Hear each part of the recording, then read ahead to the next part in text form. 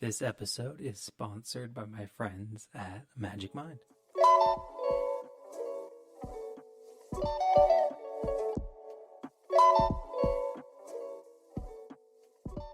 Hello, everybody. My name is Daniel, and this is Engineering Success, the Engineering Career Podcast, the ultimate destination for topics about engineering careers. Hope you guys are doing well today. My name is Daniel. I am your host.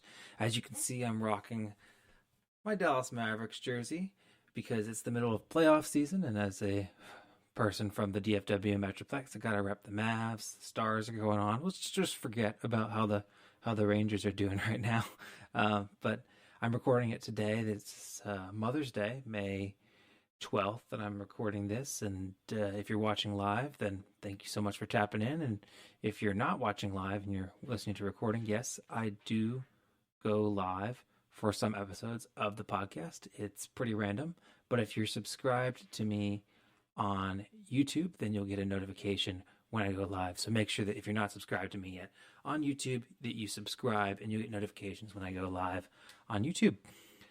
Exciting developments going on today. I have a new microphone, as you can see here. I have the Electro Voice RE20. It's kind of like the premier studio DJ microphone, in my opinion. It's the coolest microphone there is out there, and it's perfect for people that speak loudly like me. And so if you like the audio, let me know. If the audio has gotten worse, then I probably just haven't figured out how to use it yet. So those of you that are listening, please give me some feedback on how the audio sounds as I tweak the audio of the podcast. Okay, well, before we get into the rest of the pod, I need to give a couple shout outs. First of all, shout out to John Ott and Leroy Jenkins. Thank you so much for being top tier supporters of the podcast. You too can be a top tier supporter and get a shout out at the beginning of every episode of the podcast for $10 a month. It really helps me out, helps me keep my website up and running, www.engringsuccess.com, where you can see updates on all things engineering success and get links to all the different things that we're doing here at Engineering Success. You can also email me through that domain at daniel@engringsuccess.com, where you can ask me questions if you're interested in being on the podcast, you have a question you want to have answered on the podcast, or if you want to be added to my Discord server, which is a chat community for people that are engineers, aspiring engineers, every phase of the engineering life cycle. We have different sub chat threads for those topics, and you can ask questions and then have your questions answered by a community of engineers that are there to help you become the best version of yourself as an engineer. Very exciting development there. Speaking of exciting developments, I don't know if you guys know this about me, but if you know this, you know me. I worked in the field, and I've worked all over, and I've worked some crazy hours and picked up a habit of drinking a lot of coffee. And being a working dad, I work a traditional job. I work 9 to 5. I also take evening shifts at night, so I definitely sometimes need a little bit of a pick-me-up. But coffee obviously comes with a headache and all that kind of stuff that comes along with it if you're just doing coffee. So that's why I was super excited when the folks at Magic Mind reached out to me and asked me to do their 7-day challenge for their mental performance shot. And I have continued that challenge since the first 7 days. Magic Mind is, for those of you that don't know, a mental performance shot that helps get you focused, mentally clear, motivated, and productive, all while reducing your stress with mushroom nootropics and adaptogens, plus more than 100% of your daily vitamin C and D recommended amounts per bottle. Their formula was created with the input of a scientific advisory board of doctors and medical researchers with more than 200 scientific studies completed over more than 10 years. That's a lot of science going into that recipe. Magic Mind uses the cognizin and citicoline, the best nootropics on the market, and nanoencapsulation technology, which helps you absorb the ingredients faster. Now, there's no quick fixes in life. I know that. So I've been taking Magic Mind for not just the first 7 days, but now a few weeks. And I have noticed that I haven't had the same urge to get over my caffeine crash with yet another cup of coffee. In fact, I've been equally as productive, in fact, maybe even more productive. And I've gone from 7 to maybe 1 or 2 cups of coffee a day when I'm working, which is a really positive development for me because, let's be honest, there's a lot of things that come along with drinking a lot of coffee. I've enjoyed the taste too. It's delicious. And it's probably because they use the highest grade organic ceremonial grade matcha. how many of you guys are matcha lovers. I know my wife, Madeline, is a matcha lover, and they have mushrooms that are organically grown here in the US of A in California. Now, if you want to try Magic Mind for yourself, you have a limited offer here that you have on the podcast that gets you up to 48% off your first subscription or 20% off a one-time purchase with the code DanielD20 at checkout. You can claim it at magicmind.com/DanielD. If you don't like it, just let them know within 100 days. Yeah, 100 days. And they'll refund you, no questions asked. You can find them at your local Sprouts, Erewhon, or Central Market. But the best place to get this discount is at magicmind.com/DanielD and using my code DanielD at checkout. So make sure you do that and support my friends over at Magic Mind. All right. Well, we've done the intro. I've given you an update on my life. This was my first Mother's Day. Safe to say that I killed it. For those of you that were wondering, I absolutely killed Mother's Day this year. We did the little handprint on a Shrinky Dink, Mother's Day 2024. Awesome. Took the family to a farm, check, and got my wife some flowers and a nice little sweatshirt as well. So safe to say that I killed Mother's Day. Hope you guys killed Mother's Day, those of you that celebrate. Yeah, it's a good development here. All right. Well, hey, we'll take a quick little breather and then we'll get into the first section of the podcast, LinkedIn Lunatics. All right. And we are back here, Engineering Success, episode 61. Thank you so much for listening. And we are going to read our first question of the podcast, which is LinkedIn Lunatics. They say, caption it is, please be a world champion if possible. Please be a world champion if possible. Now, what could they be so upset about somebody saying, please be world champion if possible? Well, let's just tap in. And sorry for the Zoom. I'll click in. There we go. While optional, we think it would be cool if you could run a 5K in under 25 minutes. We have 2 or 3 people that can do this, but we have a couple of Ironman athletes, including Max, and a few marathoners and a mountain biker who does 80-plus mile races. Lots of yogis, too. Solve a Rubik's Cube in under a minute. Compete in Brazilian Jiu-Jitsu. Climb Mount Kilimanjaro. Be a world champion in anything. Youngest yo-yo world champion in history, worked with us for years. Start your own business. Max did, and one guy owns some photography business. The rest of us are all working on it. A snake shot, foosball. Google it, no spinning. And then it goes on and listing requirements. So they said, while optional, we'd think it'd be cool if you could do, and they list all these really cool things, accomplishments that their employees have. And somebody posted this on LinkedIn Lunatics implying that this is a crazy thing to put in a job post. And on the scale of 1 to 10, lunatic score, I give this about a 1. It is not lunatic at all. I think it's really cool that they want to highlight the unique interests and skills and talents of their people.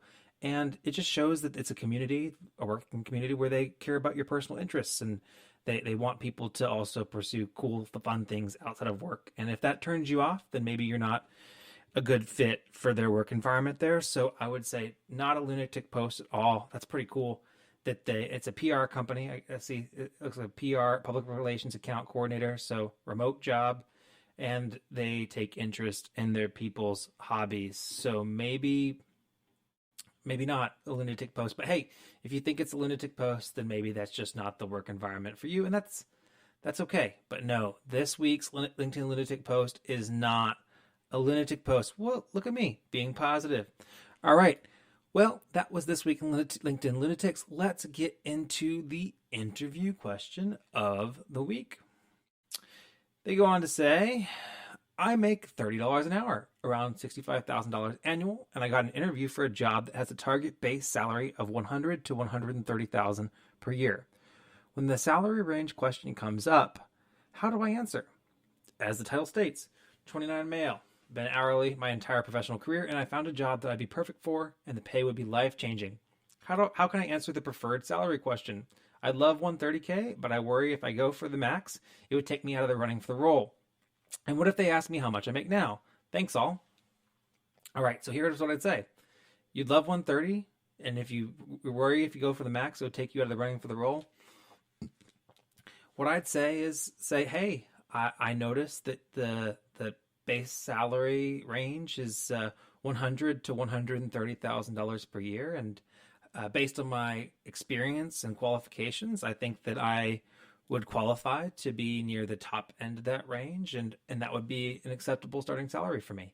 If you want 130 and may say, hey, I like the range, and I think that I would be suited to fall in at the top of that range. And I mean, they're the ones that posted the range, and you saying, hey, I like the range. I think I'm a good fit, and I think I'd fit at the top end of the range, and then that kind of necessarily doesn't really, I don't want to say, doesn't say, hey, I need to have the top end salary, but it shows that that is your expectation, and you'd be excited about the top end salary, and you think you'd be a fit. And if they ask you how much you make now, say, you could say that my compensation is competitive, and if you get me at the top end of the range, then that would be within the range that I would expect. Or you could say, no, the current amount of money I make is just proprietary, so I can't really share that for you. I'll tell you this though. Interesting factoid I learned recently. If your payroll provider for your current employer is ADP or another payroll provider that reports to Equifax, which is one of the credit bureaus, there's a thing called the worker number, TWN. And if you haven't heard of the worker number, you got to look it up. You opt into this whenever you opt into your payroll providers and all that kind of stuff. And what it is I looked up mine, and I could see an entire detailed history of every single paycheck that I've received from every single employer my entire career, which was just crazy to me. I didn't know that was a thing. I didn't know that's available. And turns out that employers can actually look that up on your background report, and they can actually see what you've currently made. So maybe if you're worried about them looking that up as part of the negotiations, then you can actually contact Equifax and ask them to freeze or to not post that information. And I looked at mine, and I didn't see that listed. That I could see who pulled it, and it was just some credit card companies that had pulled mine. But if an employer had pulled it, then they would have gotten to see exactly what I made per week. Now that didn't. There's a lot of other details, like was I making per diem? What kind of income was I making? I mean, there's a lot of context that's missing there, but they can find out a pretty good detail about what you're pulling in, at least income wise, on a pay stub. So yeah, very interesting stuff. But again, the question was, when the salary range question comes up, how do I answer? I'd say, I noticed that the range was this. I think that's a fair range, and I think that based on my experience, you'll see that I might be qualified for the top end of that range. So it just kind of sets the expectation, shows that you like the range, but you're not going to take yourself out of the running for the role. And then if they ask you how much you make now, say, I make enough that I make a respectable amount of money. And again, I'm interested in the range that you've posted. I've interviewed for jobs before, and they haven't asked me what I currently make, which might have been my experience. But people may ask that, or also you could just respond and saying, hey, I'm not going to share that with you, and that's proprietary. I've also seen people say, hey, just make up a number. Say, hey, 130, that's what I'm making. But then you're gonna have to answer the question of, oh, then why are you leaving? And then it just spirals. So that's something to keep in mind if you take that route. But yeah, I would just say I don't feel comfortable sharing that with you. And then lock up your TWN so they can't look it up for themselves. Something to keep in mind. All right. Well, that was this week's interview question of the week. I hope you found those comments insightful. All right. Next question is titled Private University College Questions. Private Universities for Engineering. Private Universities for Engineering. For those of you that went to a private university for engineering, was it worth the extra expense? What value adders, if any, do you experience? How has your alumni network worked out for you? That's a great question, and really relevant to me, because guess what? I went to a private university for engineering. Now, I was fortunate enough to be in a situation where my parents were able to pay for my college. I had that privilege coming out of school. My parents that was a big focus for them, is to be able to pay for my college and my brother's college. And I'm really grateful for that. And that was my circumstance. And it worked out that it would cost me about the same based after scholarships to attend the public university in my state, which is the University of Texas or Texas A&M, or attend the university I did attend, which was Trinity University in San Antonio, which is a small liberal arts school in San Antonio, Texas, that has an engineering program. And the reason why I went is I wanted to have smaller class sizes, and I wanted all my classes to be taught by professors that were, actual professors and not TAs, just because that was the learning environment that I felt like I would succeed best in. I feel like in any other environment, I don't know, I'm easily distractible. Let's just put it that way. And I didn't like the idea of being a really small fish in a big pond. I really wanted to have that attention, the smaller class sizes, and that community. And was it worth it? I think that my career would have probably turned out fine. I probably would have finished engineering school, gotten a job, started a good career without having gone to that school. But that being said, I did enjoy the smaller class sizes. My largest class was 70 people, and that was Gen Chem. Other than that, most of my classes were 15 to 35 people. I even had an elective that was as small as 3 people, and it was very hands-on. And all my classes were taught by professors. None of them were taught by TAs. All my professors had office hours. My advisor was a tenured professor at the university, Dr. Nichols. Thank you so much. I was able to get involved in a bunch of clubs, and I had a really, really good experience. And then the alumni network, it worked out okay. Trinity's alumni network isn't necessarily a massive engineering alumni network, but through my connections with other alumni, there were alumni of mine that ended up working at my employer that I worked for after graduation. And then that alumni did help me connect into my employer. So it helped a little bit.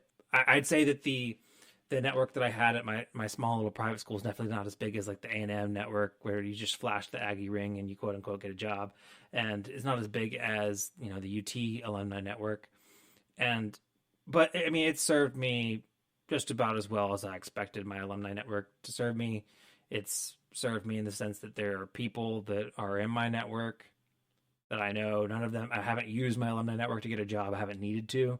I haven't needed that now. Maybe it'll come in handy for me. But yeah, I got to know my classmates really well. My engineering cohort was 35 people, and I'd say that I knew everybody in my graduating class. And if I needed something, I'm sure I could call most of them and ask them for help. Or if I, needed to network into a job somewhere, I'm sure most of them would put in a good recommendation for me.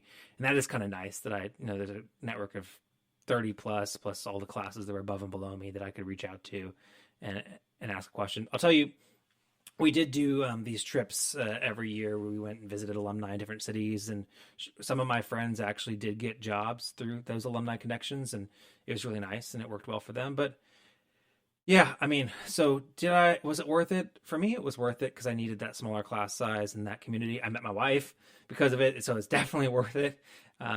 Value adders I experienced with smaller class sizes. All my classes were taught by professors, which was nice.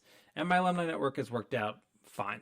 It's not anything more special than any other alumni network, in my opinion. But I am on my reunion committee for my graduating class. And my alumni network I'd say that because I went to a private school, a lot of my alumni network isn't necessarily engineering. And maybe if you went to a bigger school, then your alumni network would be more specifically geared towards alumni engineers if you went to a big state school, for example. But my alumni network is mainly just Trinity University grads in general.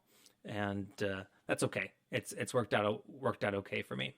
And my university has been trying to grow the alumni network for engineers. They have a LinkedIn page for it, and they send out a newsletter and emails, and they try to engage us. And I've been involved in helping engage alumni as well. So, yeah, is it a deal breaker to go to a smaller school about the alumni network? No.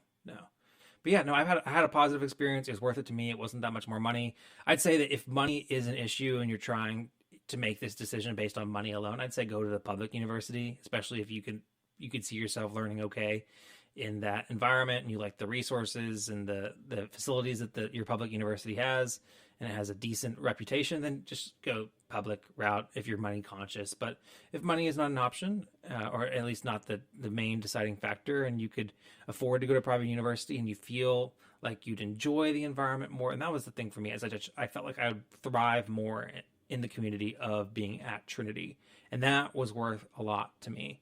And that's why I ended up going to Trinity. The engineering program was good enough, and I really felt like I would fit in well in the academic community, and it worked out that way for me. And sure enough, I felt the community would be good, and it was good enough that it gave me my wife and the mother of my child. So it all worked out well for me. So that's my take on private universities for engineering. All right, next question. Those that have long since graduated. How many of you have to submit lab reports to your bosses with cover pages, etc.? I've seen an instructor that even goes around to the students' other teachers to demand that they enforce cover sheets on other classes' lab reports. Is this a common thing, or is he being overzealous? Okay, he's being a little bit overzealous by going to other teachers to demand that they enforce cover sheets on other classes' lab reports.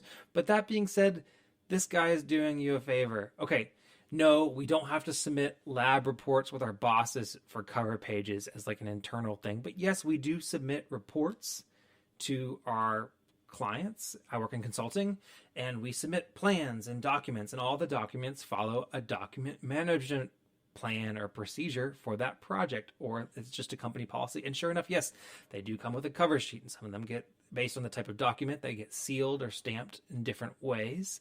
And yes, there are things that we have to follow and procedures that we have to follow as part of submitting documents to clients. So yes, this is a completely common thing. And one of the things that this professor is doing you a favor, because the reality is in industry, there's just going to be things that you have to do. You just have to do it because that's what you have to do. And this is one of those things where he's saying that you have to do it, and you're going to do it because you have to do it. And I understand that you're complaining about it because it's, extra work and extra effort, but part of your job in engineering is paying attention to detail, doing things that seem monotonous so that way that the deliverables and the product that you deliver to your client is consistent and professional. And for you I know it's annoying that you have to do this, but this is normal. And I'll bet I'm not the only one that feels this way, because if we go down into the comment section, it says, every document I submit as a deliverable has a cover page per company policy. I would get used to following document guidelines because every job you ever have will use them. Next one. Another person says, yep, most documents have a cover sheet, revision page, and table of contents. It may not seem like it now, but having these three simple things is very useful. Pretty much every single project I've done at work has resulted in some sort of write-up that has the standardized layout, including a title page, table of contents, etc., though they always supply the template, which makes it a lot easier. I've been in the workplace for nearly 30 years, and I've worked for many companies and for many clients. I've written hundreds of reports, and every single one of them had a cover sheet. So yes, those of us that have long since graduated, yes, we do have to submit cover pages and follow document procedures and formatting guidelines and brand guidelines and stuff like that when we submit our engineering lab reports and engineering reports. So you are not in a weird situation where your professor is just being punitive for no reason. Maybe your professor actually came from industry and they're sharing this experience as a service to you. Or maybe they had some former students that said, hey, you should really have your students do this. So, all right. Next question is titled, Dumb Question. Okay. How much math do you use in your day job, and what kind do you use? Dumb question. How much math do you use in your day job? I'm a biochemistry and molecular biology major with a master's in biotechnology. I'm working in industry as a field application scientist, and my current company offers tuition assistance. I am finding my ceiling limited in the science side of things without a PhD degree, so thinking of using the TA to get an engineering master's degree at night, part-time or online, not just for better pay and job security, but actually to learn how to build and create tools and products instead of just using and working with them. I'm leaning towards biomedical engineering since I already have a good amount of the core science for the background, but here's where the dumb question part comes in. I know that engineering curriculums are heavy in math and physics, but once you are out of school, how much actual math do you use day to day, and what kinds exactly? How is it applied? I did well in statistics and was thinking of going down a bioinformatics data science path, but I also remember that calculus kicked my butt in undergrad, which scared me off being a full-fledged engineer at the time. That being said, I'm older and wiser now and willing to bite the bullet with more focus if that's what it takes to succeed. But I'm still curious about how much work on the actual day of an engineer looks like calculus or linear algebra homework. Is it at least fun if it's applied? I like stats and chemistry math because I felt like I could at least connect the math to a bigger picture or real life situation rather than just looking at numbers and equations that led to more numbers in a problem set, which I found pretty dry. You know, I have not had a super technical engineering career, so my opinion is my opinion and my experience is my experience, but I also know about other people's experiences as well. I'd say that I have not done any calculus by hand. I've not done any linear algebra by hand. If I've needed an equation for something, I've looked it up. And most engineering calculations are done in programs that already exist or spreadsheets that exist to do the calculations.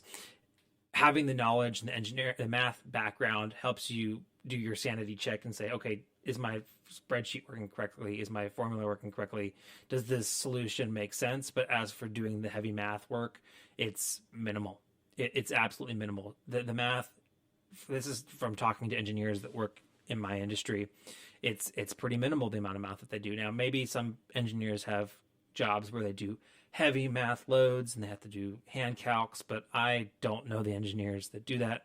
At least they don't have to do it because there's usually a program or file that exists to help them do those calculations. And we'd rather use the program or file to do those calculations instead of having people do them hand calc over and over and over again because it's faster. If we're doing the same type of calcs over and over again, it's faster just to use the formulas and the programs. And also it's a lower chance for error because you know that the formula and the spreadsheet and the tool works. So no, there's not much of heavy math in the job. I've used basic statistics. I do rates for engineering projects, and I've used basic statistics, engineering economics. I've done more of that than anything else, which is just interest rate formulas and that kind of stuff. But yeah, no, I have not had a heavy use of math, and I haven't been a super technical engineer. But again, the people that I have talked to that are technical engineers, they don't do a lot of math. Let's go to the comment section to see if my statement about others is correct. Basic algebra and arithmetic on a daily basis. I've never used calculus a single time. We have software for that kind of stuff. I do most of my math on a spreadsheet or occasionally by hand if I need to solve a circuit or something. Really, that's it for electrical engineering. My dad is a PhD in electrical engineering, and I grew up thinking he was some math wizard. Well, the PhDs might be doing crazy math. Let's be honest here. The research-based stuff, they're going to be doing theory. So yeah, there might be equations and if you're doing research, but not as much if you're in industry. Control engineer here. Use mostly differential equations, linear algebra, transfer functions. Of course, we have software that does most of the job for you, but you still have to understand what you're doing. Yeah, so you take the class, you understand what the software is doing, and it makes the solutions make sense. Because if you don't understand what the math is going on behind it, then you can get a solution that is impractical or unrealistic, and then you wouldn't know that off the top of your head. You wouldn't know, oh, I need to double check my inputs because that is not right. And that doesn't make any sense. So that's really what the math knowledge for is that sanity check whenever you're using your software. All right, guys. Well, those are our college questions of the day. I'm going to take a quick breather and we're going to come back for career questions. All right. And we are back with career questions. All right, guys, let's get into the career questions. All right. So this one is titled, A Response to a Boomer Recruiter's Rant on LinkedIn. Oh no, should this have been on LinkedIn Lunatics? No, it shouldn't have, but this is a career question. All right. I came across a LinkedIn post yesterday that left me both bothered and frustrated / kicking myself for not screenshotting it. A corporate recruiter, let's call him a boomer, for the sake of context, went on a rant, backing it up with a screenshot of someone's LinkedIn profile featuring 20 plus work experiences. His main reason, he wouldn't consider a candidate unless they'd been with an employer for at least 4 to 5 years. An employer. According to him, 2 years is a blip, and 3 years barely scratches the surface. Now let's get real. In this era of COVID, layoffs, companies folding, and whatnot, job stability is often a luxury many of us don't have. I, for one, have been laid off 3 times in the last 4 years due to reasons entirely out of my control: company shutdown, office closures, financial struggles of the firm, etc. Yet this recruiter, perhaps echoing a boomer sentiment and seemingly oblivious to the current job market dynamic, sounded almost shaming in his tone. It's disheartening, especially when this view is echoed in his recruiting circle. So here's my 2 cents to him and those who share his views. I wish I could have stayed longer at my jobs, climbing up the ladder, but sometimes life has other plans. We, especially the younger generations, are navigating a world that's rapidly changing. A little compassion and understanding wouldn't hurt. As for my job history, I've had 4 different jobs with multiple promotions at each. It's not about the length of time spent at the job, but the growth and experience gained. And I sympathize with this person. I'd say yes, especially if your career is less than 10 years. Well, I'd say less than 4 to 5 years, then it obviously would be it with what's gone on in the last, I say since 2020. It's been the time of people leaving jobs with the Great Resignation.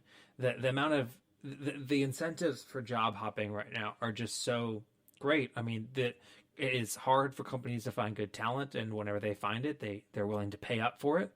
And also people are putting up with less things with jobs. The market around 401ks instead of pensions incentivizes people to job hop, and companies do so much to suppress the salaries of the people that they have in hand, and they'll pay more money to hire new talent off the street. So it just makes sense that employees will jump around. That is just reality. The best way to make more money is to job hop nowadays. And there's not really much of an incentive to stay at a current employer, especially whenever money is the priority.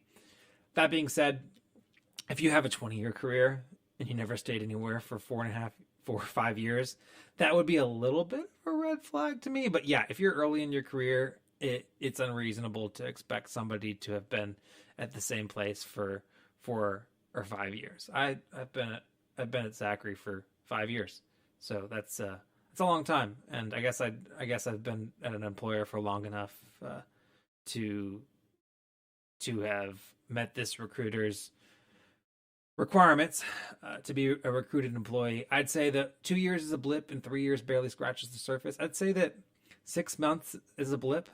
2 years is long enough to really get into a really good rhythm at a company, and 3 years is a good stint at an employer, I think. And then 4 to 5 years is definitely whenever, if you've been somewhere for 4 or 5 years, and that's a good time to at least start looking and considering, because especially if you're 4 to 5 years into your career and you've been with one employer that entire time, then you're probably, even if you've gotten really good raises, starting salaries in college are 60 for college grads, $40,000 to $70,000 depending on the industry. So say you start at $65,000, $70,000, even 5 years into your career, if you've gotten 10% raises every single year, you're still barely making $100,000 a year.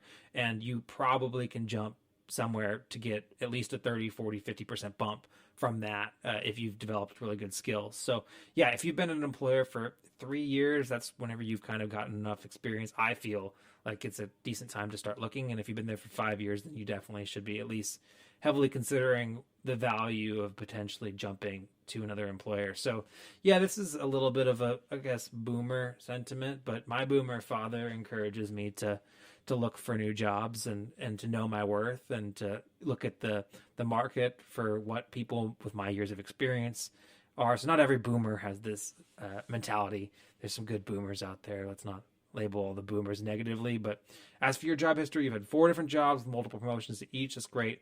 I'd say, you say it's not about the length of time spent at a job, but the growth and experience gained. I'd say that it is about the growth and experience gained at the job, and you have to have a little bit of length of time spent at a job to get that growth and experience. But hey, that's a good rant. I like it. Very well said. And hey, job hopping is okay. That is the way. Employers don't want us to job hop. They also don't want us to talk about how much money we make. Plenty of people in the employers and in the industry will say things because it doesn't benefit them for you to hop from job to job and make more money each time along the way. It doesn't benefit them for you to tell your colleagues how much you make, so that way they know that they're that they're underpaid and undervalued. It doesn't help them. So they're going to continue to perpetuate these kind of things. This guy's a recruiter. He probably hates it because he can't find people that have the tenure and experience that he can make a judgment. But I'm sure that other recruiters can look at somebody's resume and make a good judgment about whether or not they'd be a good fit. And yeah, I mean, if that's a company that expects people to stay there for 4 or 5 plus years, first of all, that's an unrealistic expectation nowadays, in my opinion. I'd say that, you know, there's other ways that you can manage that at a company. Like, for example, you could have a vesting schedule where, you know, company match vests after a certain amount of time. So ideally, most people are staying with your company until at least that amount of time, but then expect a lot of them to leave exactly after that amount of time as well, because that's just going to be a thing in their head. Hey, I vested. All right, bye. That's just a cost of doing business. And that's the world that we live in. And the good companies and the companies that are going to have the staying power are going to be the companies that know how to navigate that. So that's my take, and good post, Mr. or Mrs. Monster Div on Reddit. All right, next question is management track for chemical engineering. Hi, I'm currently a junior college student majoring in chemical engineering, not in the US, and I'm hoping to enter the management track in a top engineering firm, and I'm seeking advice from people from this industry. After much consideration and research on choosing which career path to take, I've decided to get my master's in battery-related lab and enter the industry and rise through the ranks to get there. I've also considered PhDs, but a lot of people, even here in this sub, have been telling me that if you're not determined enough or enthusiastic enough about the subject, it's going to be a torment. Also, the monetary gain from getting a PhD is not going to be greater than the sacrifice made during the PhD years. Yes. However, I've decided upon my master's because I hope my master's experience will, in the future, provide me with an advantage when it comes to promotion in the industry, as it is proof that I have knowledge in my field. Okay, especially if you're passionate about battery-related labs, then that's fine. However, an MBA is not a viable option for me because the cost of an MBA at the top 10 universities would be too high. Okay.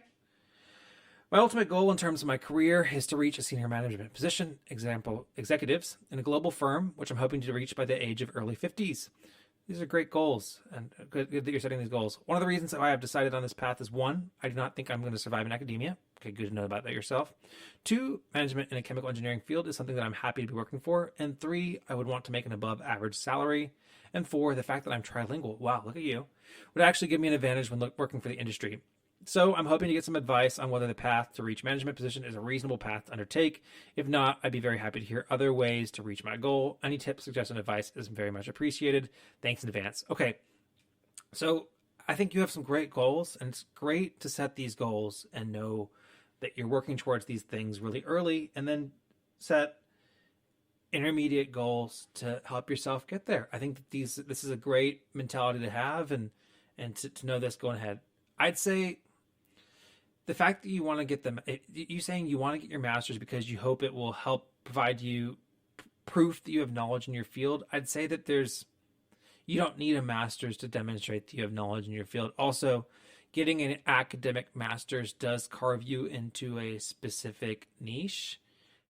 And most people that I know that get academic masters really generally want to go a more technical route with their career.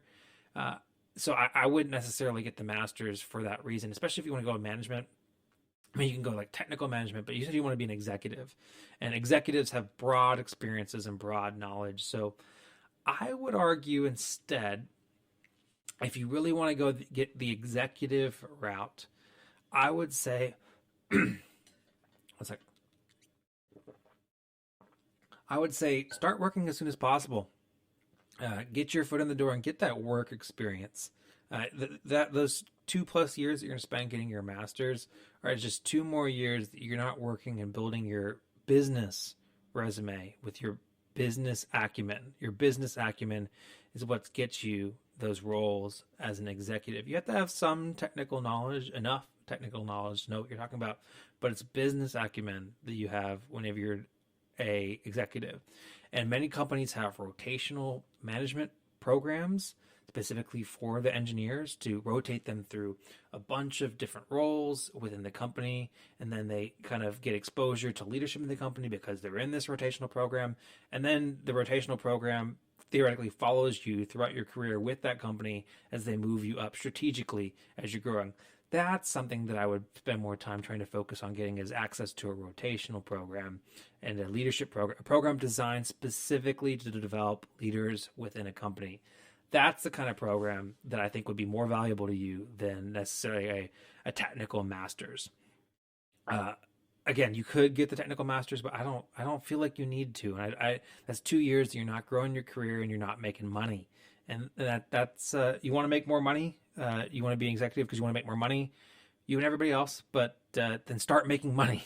The over the length of your career, the amount of money, especially if you want eventually are going to be an executive, that means you're going to have a point in your career where you have an extreme growth in your earning potential. The master's doesn't do that for you. It's the other things that you've done working for companies. I'd say I have similar aspirations, and here's what I did. I got a job where I got access. My first role within my company, it was not super technical. It was technical enough, but it put me in a position where I was close to the people that were making decisions. I worked in proposal engineering, supporting engineering proposals and then other proposals at the core of my company's business. And part of my job was interfacing with the leaders in the company that made decisions on pricing and how we approach trying to win work. And then that exposure then got me exposure to leadership in the company. And they said, hey, Daniel, would you be interested in doing something more commercial? And commercial is all of the aspects of projects and that is not the technical. So all the financial decision making and contract management, all that kind of stuff.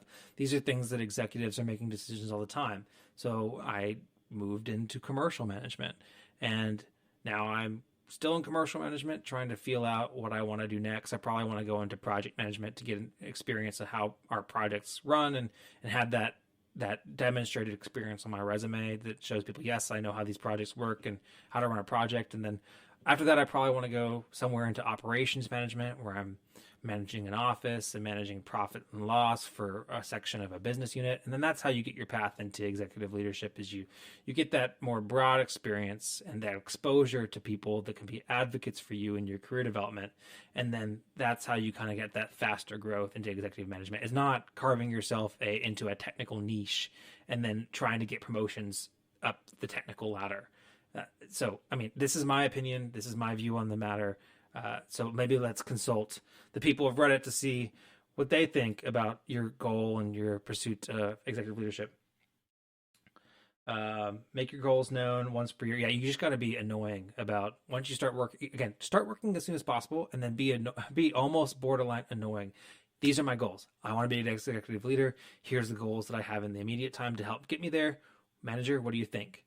My company does a performance and development program where you're going through your goals with your manager and then your skip level manager every single year to make sure that you're actually tracking towards your goals. And that's how they also assign promotions and pick people for new roles. So something to keep in mind.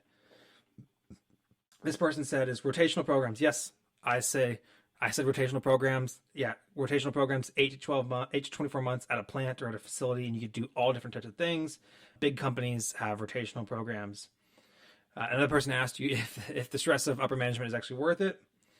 And here's my comment. Do you need a master's to break into the industry? If you get an entry-level job, that's more time with you working for the company versus losing 2 years of company tenure to your master's program. Someone else said rotational program. That's a good idea. Management needs to have a good understanding of the technical, but you don't need to be an expert. But getting a master's in engineering is what usually people are trying to do to become a technical expert or an SME do. So, yeah, that's my take on going the route of a master's to get into management track. I don't think that that's the best investment of your time, but best wishes to you. Next question: experience needed for internship. Says, I was invited to apply for an internship, but have absolutely zero experience. The qualifications say things like ability to apply basic engineering, scientific, or physics principles to solve technical problems. And I've done the basic physics and math courses, but it's always just standard textbook problems. I've never really applied anything, really. I've just done homework and tests that feel really detached from the real world. I'm in between community college and university, and will start at university in a few weeks, and definitely feel unqualified for anything, but I've always thought internships were the best way to learn. Should I go for the internship without feeling I meet the basic qualifications? Do you already have these skills already and I'm behind? How else could I get them? This is for summer 2024. Thanks. All right, so this was asked in January. So this is for summer 2024. Okay. Um, Companies don't expect you to have a bunch of experience when coming in. If you went, I'm assuming that you've done some class projects. I know you said homework, but maybe if you've done some projects at school at all, that maybe you could put those on your resume, or any personal projects that you've done that demonstrate physics principles, or just anything that sounds engineering-y projects that you've done. Maybe throw those on your resume if you don't have any other work experience. But yeah, I had a section on my resume as an engineering student that was called engineering design experience, or something like that. And I had every single semester of college in my engineering program, we had to take a class called engineering design, where we did a project of some sort, where we applied a concept that we learned that year. And so I had a list of like 8 projects, and I would actually pick between different projects and highlight different ones based on the internship or job that I was applying for. And so maybe if you don't have any projects that you've done through school, then maybe pursue a personal project, look up some fun projects for engineering students on Google, and then do one. Like, oh, we did a project where we had to launch a water balloon and build our own catapult, and then we modeled it in MATLAB and modeled it in Excel, and it's just basically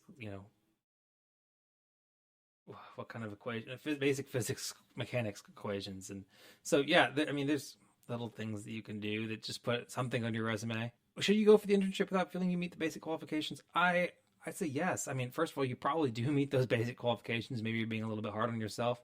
And do we already have those skills and you're behind? I don't think so. Especially people likely just have those skills to the extent that they've been exposed to projects like that, or maybe they were in a rocket club or something in high school.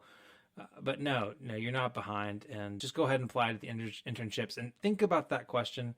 Maybe do one personal project so that you can at least talk. And in an interview, you might get asked, what are some cool projects that you've done? Or they might ask about how you worked in a team with other people. So you maybe have an answer prepared for those basic interview questions, other interview questions to prepare for, what's the time you dealt with conflict and that stuff. But yeah, you should be able to talk about doing a project. And if you haven't done a project through school yet, I'm actually a little bit surprised by that. But there is one thing that is a good piece of advice that somebody else said, and I'm just going to share it on the screen. Never let vague, meaningless job description lines stop you from trying something. That's for sure. That's for sure. I mean, I've applied for plenty of jobs where random lines that somebody from recruiting put on a piece of paper because they copied it from another job application were not something that I necessarily qualified for. Hey, just apply. There's nothing that should prevent you from applying for internships, and you were invited to apply. That's a good thing. So go ahead and apply. That person definitely thought that you were qualified, so go ahead and at least apply. All right. Next question. How hard is it to get a job without internships? I'm currently a junior in chemical engineering and torn on whether I should continue research over the summer or should do an interview/co-op. I've been with my current research group since last summer and love what I'm doing. I'm considering grad school, but I'm extremely uncertain. I'm worried this summer may be my last chance for an internship, so if I spend the summer doing research instead, I will have no industry experience when I graduate. If I decide to stick with research but would prefer industry by the time I graduate, how likely would it be that I even could get a job? You could get a job, but it'll be harder. It will be harder. I mean, maybe you get lucky and you have a circumstance that works out for you and you get networked really well into a job, but it sounds like you're concerned about that, so maybe you don't already have that network. But yeah, it will be harder to get a job without any internships on your resume.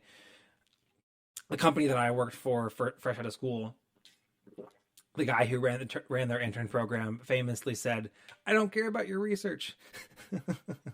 I want to see that you've had some work experience." So I'm glad that you love what you're doing. Could you continue doing research with your research group after the summer? Like, you absolutely have to stick with them over the summer? I feel like they would understand if you got an internship, especially if they wanted you to get a job.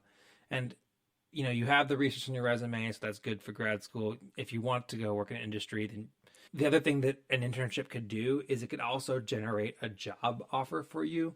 Like, for example, whenever I interned the summer after my junior year, I had a job offer by the end of the first semester of my senior year from the company I interned for. So it's definitely worth pursuing the internship. It'll definitely make it easier. You can still get a job without an internship. I know people that did, and they didn't even have research experience. They still got a job. They've had a great career, but it did take them longer. And that was just their experience. I'm sure there's people that don't have an internship experience. In fact, I know somebody that had no internship experience, no research experience. They graduated with a near perfect GPA and they got a job fresh out of school. And that was their experience. Everybody's experience is different, but getting the internship will improve your chances and improve your odds of getting a job sooner. So I would say definitely get the internship. Let's see what everybody else says. I strongly recommend all students get internships in industry, regardless if you want to work in that industry or not after graduation. It will greatly improve your chances of getting work after graduation. Doing research doesn't count. I've been directly mentoring interns for the last 20 years. Somebody says, I wouldn't say that doing research doesn't count, just that it tends to mean you get R&D jobs after graduation. And then somebody else countered that, and I like the counter, saying R&D positions for new grads are rare. If you intend on going PhD, then they are fine, but most companies hiring new grads want internship experience, at least from what I've seen, and they're usually not hiring them from R&D, especially if they're hiring undergrads. But you never know. I mean, there are different circumstances. Somebody said an internship will help, but the difficulty in getting a job post-graduation is very location dependent and personal circumstance dependent. I agree with that. I mean, everybody's circumstance is different. I mean, there's a lot of factors, but definitely having an internship on your experience will definitely improve your chances of getting a job. All right, folks. Well, that was this episode of Engineering Success. I hope you guys enjoyed it. I enjoyed recording it. I enjoyed checking in with you guys. Before I go, make sure to check out my friends at Magic Mind. My code again is Daniel D20, and you can get there at magicmind.com/DanielD, and you can get your Magic Mind. So thank you, Magic Mind, for the support. Thank you, John Ott and Leroy Jenkins, for being my top tier supporters. If you like the episode, make sure to leave it a 5-star on your preferred podcast platform. Comment down below on YouTube if you have questions, disagreements, thoughts, opinions, feelings. Let me know how you're feeling. It helps me out, helps the engagement, helps with the algorithm. We have 740 subscribers on YouTube, which is pretty close to our goal of 1,000. So thanks for your help getting there. And yeah, life is good. Life is good. Oh, also, for those of you who don't know, I got a new job. More about that next episode. Talk to you later. Bye. I'm miscommunicating. I just made a pilot, then they threw me on the stations. I'm not complaining. I'm not complaining. My thoughts get complicated. I cannot explain in lameness. Never losing focus because I ain't chasing payments. Still playing in the basement while I'm working on arrangements. They heard the kid in 50 countries. Thank God that's amazing. But I'd rather thank Spotify. They put me on the station.